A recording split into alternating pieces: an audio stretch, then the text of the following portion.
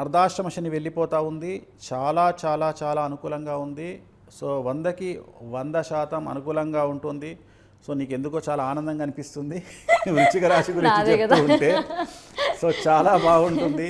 అర్ధాష్టమ శని వెళ్ళిపోతుంది. మరీ ముఖ్యంగా స్త్రీలకు అనుకూలంగా ఉంటుంది.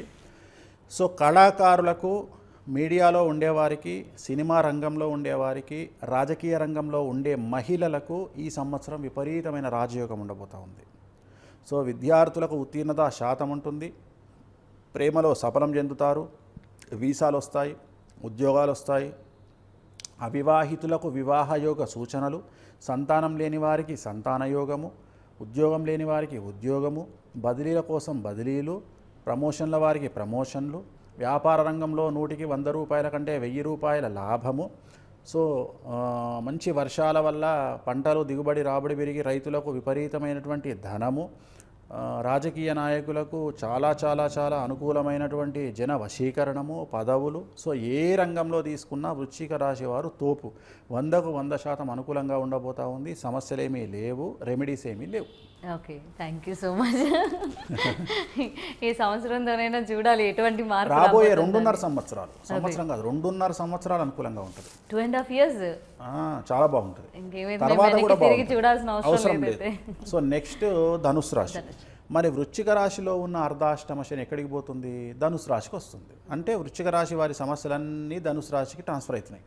సో ధనుసు రాశి వారు ఈ సంవత్సరం జాగ్రత్తగా ఉండాలి. ఎందుకు అంటే అర్ధాష్టమ శని ప్రారంభమవుతూ ఉంది.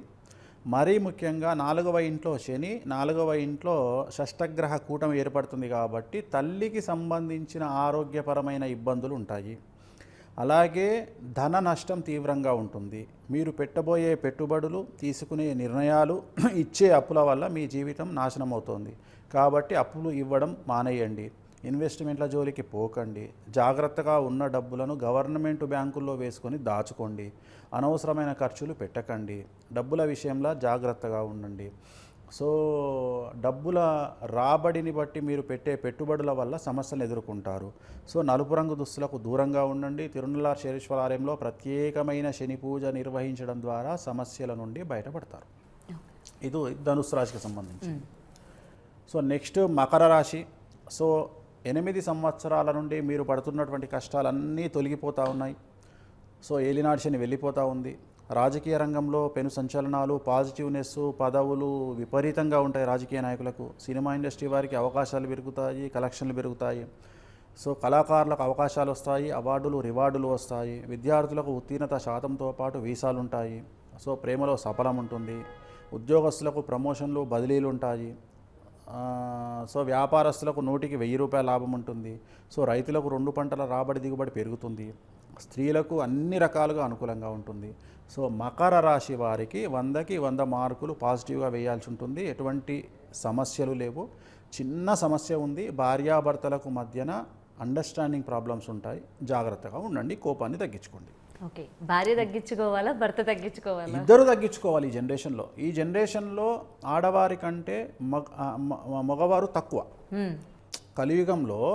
కలియుగంలో కౌంట్ పెరుగుతున్న కొద్దీ స్త్రీలకు ఇంపార్టెన్స్ ఎక్కువ. సో స్త్రీలు ఇటు ఇంట్లోనూ కష్టపడి సమాజంలోనూ కష్టపడడం వల్ల వాళ్ళకు స్ట్రెస్ ఎక్కువగా ఉంటుంది. దాన్ని అర్థం చేసుకోవాల్సినటువంటి బాధ్యత మగవాడి మీద ఉంటుంది. సో ఎందుకు వాళ్ళు సమాజంలో చాలా చాలా చాలా పై స్టేజ్కి వచ్చారు.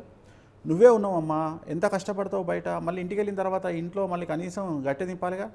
సో నీ టెన్షన్ నీకు ఉంటుంది కదా. సో అందుకని ఏంటంటే నువ్వు నీకున్న మెదడు 100%, నువ్వు 200% కష్టపడుతున్నావు. కష్టపడ్డప్పుడు స్ట్రెస్ సహజం.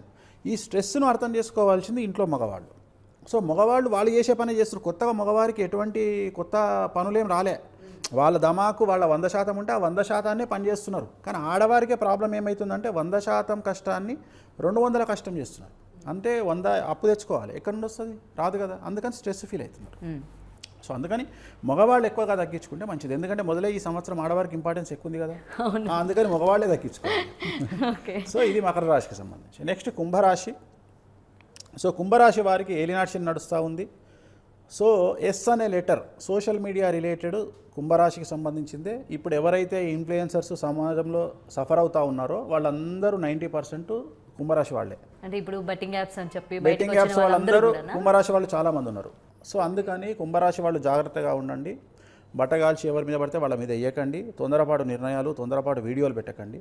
విద్యార్థులకు సంబంధించి ఉత్తీర్ణత శాతం కొద్దిగా తగ్గే అవకాశం ఉంది. లవ్లో సమస్యలు ఉంటాయి, వీసాలో పేపర్ల విషయంలో సమస్యలు ఉంటాయి, అలాగే ఉద్యోగస్తులకు సమస్యలు ఉంటాయి. ప్రైవేట్ ఉద్యోగస్తులకు ఉద్యోగాలు కోల్పోతారు. ప్రభుత్వ ఉద్యోగస్తులకు ట్యాక్స్ల పై అధికారుల వల్ల సమస్యలు ఉంటాయి. అలాగే ఏసీబీ, సిఐడి, సిబిఐ లాంటి కేసులు ఉంటాయి. ప్రభుత్వ ఉద్యోగస్తులకైతే నేను చెప్పినట్టుగా ఈ సమస్యలు ఉంటాయి. ప్రైవేట్ వాళ్ళకైతే ఉద్యోగాలు పోతాయి. అలాగే రాజకీయ రంగంలో ఉండేవారికి సమస్యలు ఏర్పడతా ఉన్నాయి. వ్యాపార రంగంలో ఉండేవారికి ట్యాక్స్ల పరమైన ఇబ్బందులు ఉంటాయి. ఆడవారికి భార్యాభర్తల మధ్యన సమస్యలు ఉంటాయి. అలాగే మరీ ముఖ్యంగా ఉండబోతున్నది ధన నష్టం. ఎందుకు అంటే 2వ స్థానంలో షష్టగ్రహ కూటం వస్తుంది కాబట్టి మీరు అప్పులు ఇచ్చినా, పెట్టుబడులు పెట్టినా పెను సంచలనాల వల్ల డబ్బులు కోల్పోతారు. డబ్బుల విషయంలో జాగ్రత్తగా ఉండండి. నలుపు రంగు వాహనాలకు దూరంగా ఉండండి. తిరునల్లార్ శనీశ్వరాలయంలో ప్రత్యేకమైన శని పూజ నిర్వహించడం ద్వారా సమస్యల నుండి గట్టెక్కుతారు. అండ్ గురుగారు, ఇప్పుడు బెట్టింగ్ యాప్స్ గురించి వచ్చింది కాబట్టి వీళ్ళే కాకుండా చాలామంది పేర్లు ఇవాళ బయటకు వస్తూ ఉన్నాయి. మరి వీళ్ళు బయటపడే ఛాన్సెస్ ఉన్నాయా లేదా అన్న క్వశ్చన్ మార్క్ కూడా ఇవాళ చాలా వరకు ఉంది. వీళ్ళు బయటపడతారు అని మరి కొంతమంది 100% బెట్టింగ్ యాప్స్లో ఉండే వాళ్లకు ఎటువంటి సమస్యలు జరగవు, ఏం కాదు. లీగల్గా కూడా ఒకే ఒక్క సమస్య ఉంది వాళ్ళకు, ఒక పెను సంచలనం ఉంది. ఏముందంటే బెట్టింగ్ యాప్స్ వల్ల పోలీసు వాళ్ళు కానీ, ఈడీ వాళ్ళు కానీ ఆ ఫోన్లను కనుక తీసుకున్నట్లయితే ఆ ఫోన్లలో వీళ్లకు సంబంధించిన వ్యక్తిగతమైనటువంటి సమాచారం అంతా బయటకు వస్తుంది. అంటే బెట్టింగ్ కాకుండా వేరేది, అసలు బెట్టింగ్ అనేది సైడ్కి వెళ్ళిపోతుంది.